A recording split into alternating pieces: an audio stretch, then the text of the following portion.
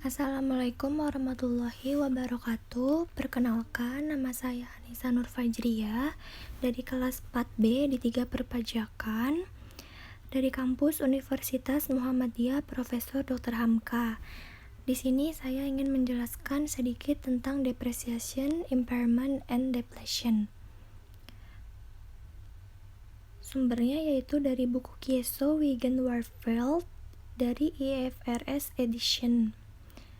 Di sini, depresiasi adalah proses akuntansi dengan cara yang sistematik dan rasional untuk mengalokasikan harga perolehan aktiva tetap menjadi beban pada periode di mana manfaat dari aktiva tersebut dikonsumsi. Pengalokasian harga perolehan aktiva jangka panjangnya itu ada 3, yaitu aset jangka panjang sama dengan depreciation expense atau biaya depresiasi. Yang kedua ada aset tak berwujud sama dengan biaya amortisasi. Dan yang ketiga ada sumber daya mineral sama dengan biaya depresi. Lalu di sini ada faktor-faktor yang terkait dengan proses depresiasi. Yang pertama ada dasar depresiasinya itu ada original cost sebesar, contohnya di sini ada 10.000 euro, less residual value-nya sebesar 1.000, didapatkan depreciation base-nya sebesar 9.000 euro. Lalu ada faktor-faktor estimasi umur ekonomisnya. Yang pertama ada umur ekonomis atau kegunaan. Kadang-kadang itu berbeda dengan umur fisik. Yang kedua, perusahaan menghentikan aset karena ada 2 alasan. Yang pertama biasanya faktor fisik karena bencana alam atau habisnya umur fisik benda atau peralatan tersebut. Yang kedua ada faktor ekonomi, keuangan, bisa jadi dijual. Terus ada metode depresiasi. Itu ada 3 metode. Yang pertama ada metode aktivitas atau unit penggunaan atau produksi. Yang kedua ada metode garis lurus atau straight line method. Yang ketiga ada metode beban menurun atau diminishing charge method. Di sini metode beban menurun dibagi lagi menjadi 2, yaitu ada jumlah angka tahun atau sum of the years digit. Yang kedua ada metode saldo menurun atau declining balance method.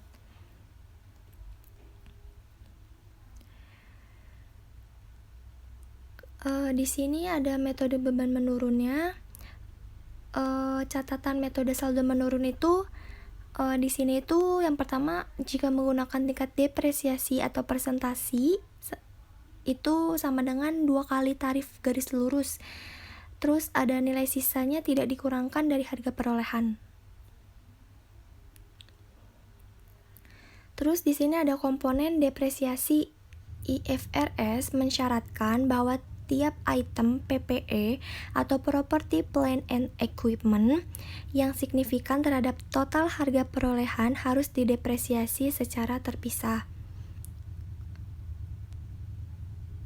Terus ada Special Depreciation Issues, yaitu yang pertama tidak melibatkan arus kas keluar periode berjalan. Yang kedua ada dana untuk penggantian aset berasal dari pendapatan. Terus di sini ada Special Depreciation Issues lagi atau revisi tingkat depresiasi. Yang pertama ada meliputi periode berjalan dan periode yang akan datang.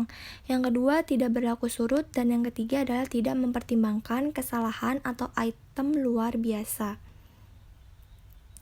Terus di sini ada impairments. Tahu pengakuan impairments, aset tetap di impairments apabila perusahaan tidak mampu memulihkan nilai buku aset, baik dengan menggunakannya atau dengan menjualnya. Berdasarkan annual basis, perusahaan mereview faktor yang dipertimbangkan sebagai faktor dilakukannya impairment, yaitu penurunan kemampuan aset untuk menghasilkan kas, baik dengan digunakan ataupun dijual. Terus di sini ada pengakuan impairments. Jika faktor impairments-nya ada, maka sebuah uji impairments harus dilakukan, yaitu membandingkan antara nilai buku dan nilai yang dapat dipulihkan.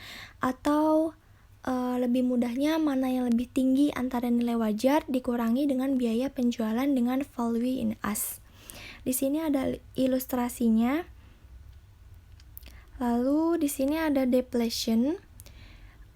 Depletion itu sumber daya alamnya dapat dibagi menjadi dua kategori. Yang pertama ada biological assets atau timberlands, pendekatan nilai wajar. Yang kedua ada sumber daya mineral, contohnya ada oil, gas, and mineral mining. Ciri-cirinya penggunaan sepenuhnya dari aktiva tersebut. Yang kedua ada penggantian aset hanya jika terjadi secara alami. Rumusnya adalah depletion dikurangi proses of allocating the cost of mineral research. Terus ada penetapan dasar deplesinya. Yang pertama ada biaya pre-eksploratory, yang kedua ada biaya eksploratory dan evaluasi, dan yang ketiga ada biaya pengembangan. Terus di sini ada write-off of research cost. Biasanya perusahaan menghitung deplesi berdasarkan units of production method atau activity approach. Deplesi adalah fungsi dari jumlah unit yang diekstrasi selama periode berjalan. Perhitungannya ada total cost dikurang residual value dibagi total estimated unit available sama dengan didapatkan depletion cost per unit, atau unit extract dikali cost per unit didapatkan deplesi. Terus penyajian dalam laporan keuangan itu pengungkap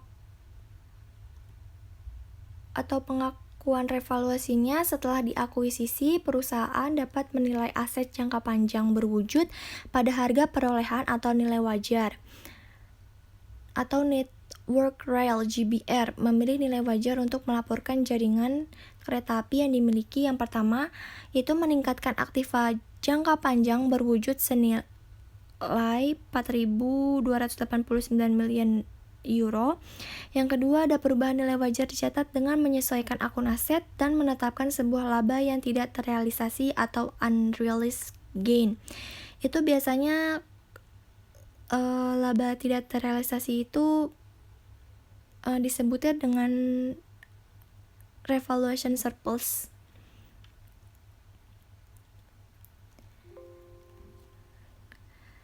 Sekian dari saya. Jika ada yang kurang berkenan mohon dimaafkan. Wassalamualaikum warahmatullahi wabarakatuh.